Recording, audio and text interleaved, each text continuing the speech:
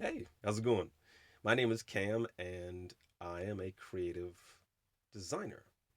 Today, I want to talk about what's been going on with physical media, specifically with Sony about 5 days ago announcing that they will be ending physical media for their consoles. No more discs. All that stuff's going to be dead. And while the discs that they've already made for their platform will still be able to be used on their console, we still have yet to find out exactly what that means for the future of, say, the PS6 that will come out undoubtedly next year or sometimes probably in early 2028. Now, I love video games. They've been a part of my life since I was a kid. Early days, I was playing PS1 was my first official console. I think mom bought that, and my sister played it. Really great memories of that console, and I've been pretty much a Sony person ever since. Now, in our household right now, my lady and my love are big. She's a big Nintendo person, so we actually have a Switch and a few of the consoles, some old Wii stuff too. We kind of collect, but for my personal console, I still have my PS4 Pro, which is back here behind this whole setup here, and I have actually been slimming down my collection of physical media. Um, it's one of those things where you kind of get so much stuff over time, and it's like, how much do I actually need? And it's something I'll talk about in the future there about physical media and what do you actually need? What do you actually want to really that's really going to be a part of your life? And I've kind of dealt with this in different phases. Often when I move, I tend to get rid of a lot of physical media, and I wanted to share sort of my sort of favorite games and things that I've always wanted to have. A big thing for me was when I was gaming as a teenager, high school, probably around 11th or 12th grade. I really found games were that I loved and experiences that I'd never felt before playing video games. There's an interesting blend of sort of story and gameplay and something that's extremely unique that you can't find with movies in the same way. Things that you experience, it's very intentional what you do with games and how you drive your character forward. So I want to share just a few things that I love and thankfully was able to get on disc. What happens too with video games is you have things that will be delisted if they're on a digital store or discontinued. And so if you don't have the disc, there's no other way to access that media. And so these were a few of the things that I really loved.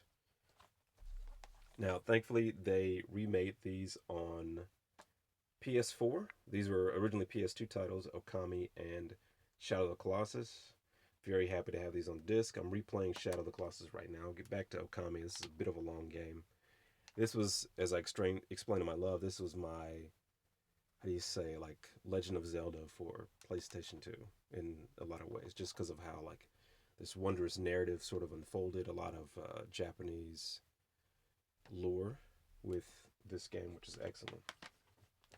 Now, a lot of what I had to do or that I was doing, just up to a couple years ago, is I had like a little just subscription for GameStop.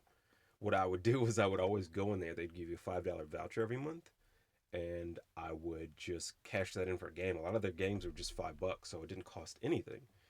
A lot of that stuff I've kind of gotten rid of because I didn't really have a need or knew that I'd probably never get to it. But one thing I did keep was Titanfall 2. This game is excellent.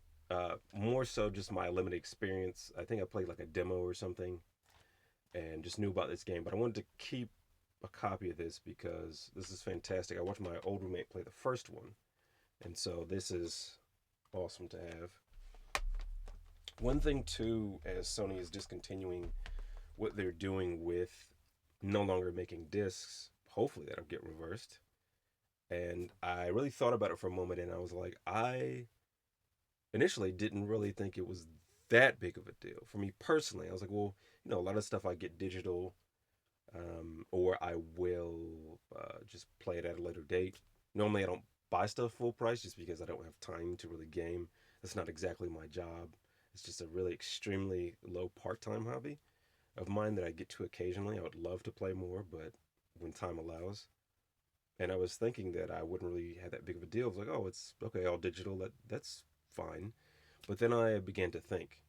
Now, one of the biggest gaming franchises, I pull this off my shelf, that has been with me since I've been with it since the beginning, and really informed my gaming taste.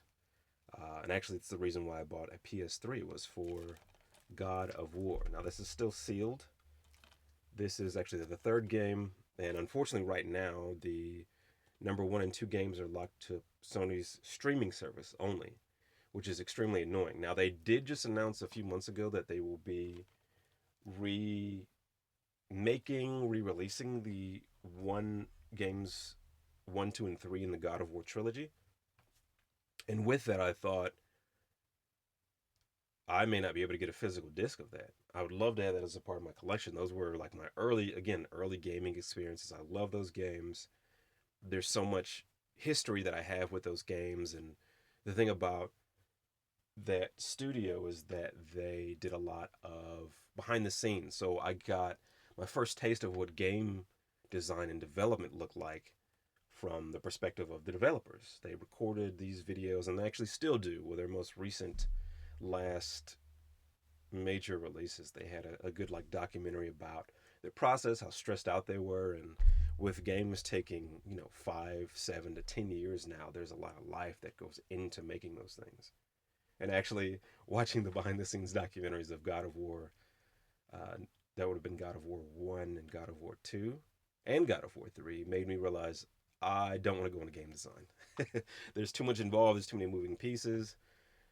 As excellent and incredible as a medium if they are, and God bless all the developers that work in that medium and produce, you guys are a freaking godsend, because there's so many different moving parts, even more so than movies, to creating a game. And I salute you guys for sure.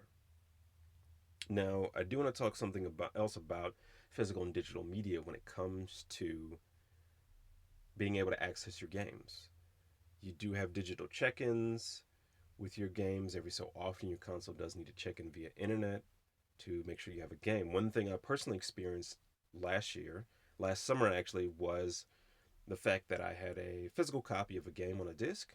I was playing Ghost of Tsushima actually, and I accidentally deleted the data on my console, but thankfully I had cloud backup saves, so I could just re-download my save. But the issue was when I went to reinstall the game on the disc, the version of my saves didn't match the version of the disc game. So when you do install a game, you have updates. The problem was the disc version wasn't matching the version of my save files. So I couldn't play my save files. And that was something that kind of perplexed me.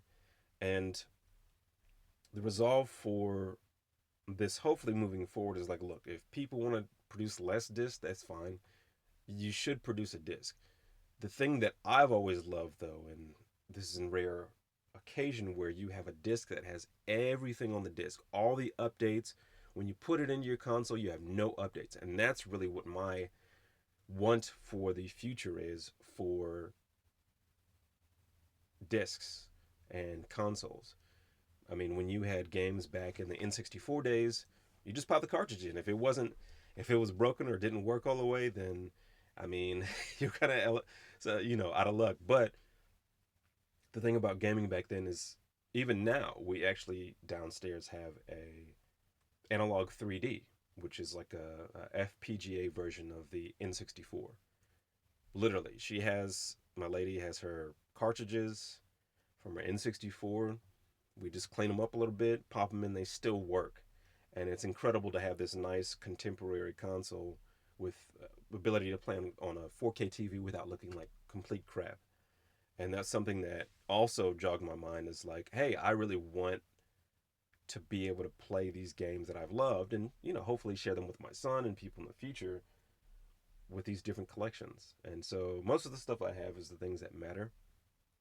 And again, I really want that, whether it's a limited pre-order where I have to pre-order the game and they only make a certain number of discs, like I'd be here for that. I think collectors, people that are going to be ordering day one anyways, would appreciate that sort of acknowledgement and ability of choice to get that out of their video games and really be able to get that physical copy that they enjoy and can have sort of dominion over, and like, hey, I can trade it, I can sell it.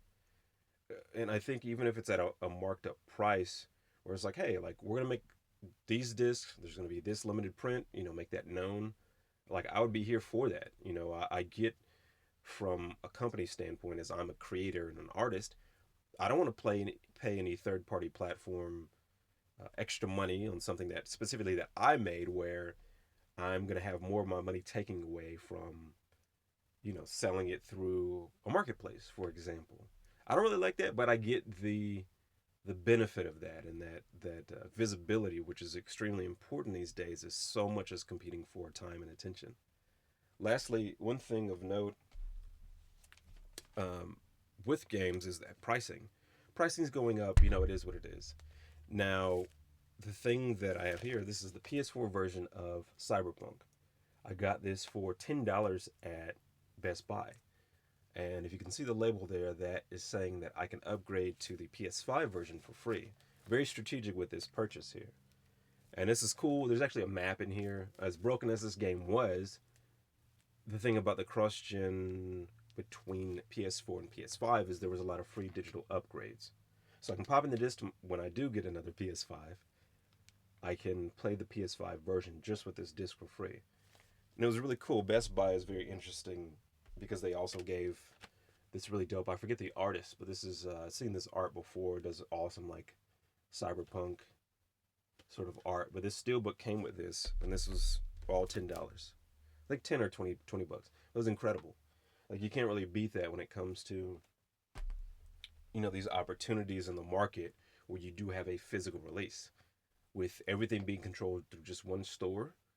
And lastly, what I'll touch on is people have had their accounts hacked via PlayStation extremely easily. They call customer support. Supposedly, they say they don't have access or two factor. They disable two factor authentication on the service provider side, and then they're able to reset their email to anything that they want. And for years, they've been doing this and holding accounts hostage for PlayStation. Now, that'd be fine if there wasn't things of value, but some people have spent tens of thousands of dollars over the last 20 or so years, starting with PS3. You want to have access to things that you purchased. Now, one thing Sony has to figure out, and PlayStation, they need to get this account stuff together. They supposedly have a digital handheld coming out, digital only, and with them no longer printing discs, that means everything in their store needs to be locked down extremely tightly. I don't want to have any issues of licensing conflictions. I don't want to have any issues of things dealing with, oh, my account got hacked by somebody that just simply called customer service. Now, they have been making changes. They've been cleaning up their store with a lot of AI and sort of these very low bar made video games, a bunch of junk that's been on there. That's very good. But again, from a consumer standpoint, if you want me to interface with your console and purchase your console and buy digital content that I have purchased, we need to figure out what that ownership looks like and making sure that I'm going to always have access to these things that I've spent hard money on, especially now. Games are now $70, or in the case of GTA 6, they are $80. So, again, we got a lot of stuff to figure out. Well, PlayStation has a lot of stuff to figure out between now and when they end those physical discs, because if stuff is not looking right, they're going to lose not only mind share, but they're going to lose a lot of money from all their customers. Thank you so much for checking out this video. I know it's been long. I've kind of rambled on, but I really do love video games, and this is something that's very passionate thing for me. And I'll talk more about video games in the future, like some of my favorites and things like that. But thank you so much for checking out this video. If you're on YouTube watching this, checking this out, please take a look, and also at my other videos. I do talk about design stuff, but also take a moment to subscribe if you like this kind of content, and also like the video because that helps me out as I'm on the road to getting monetization, as there's a certain amount of watch time and hours that's needed and all that stuff. But I'm going to release some more videos here soon in the near future. Thank you so much. Peace.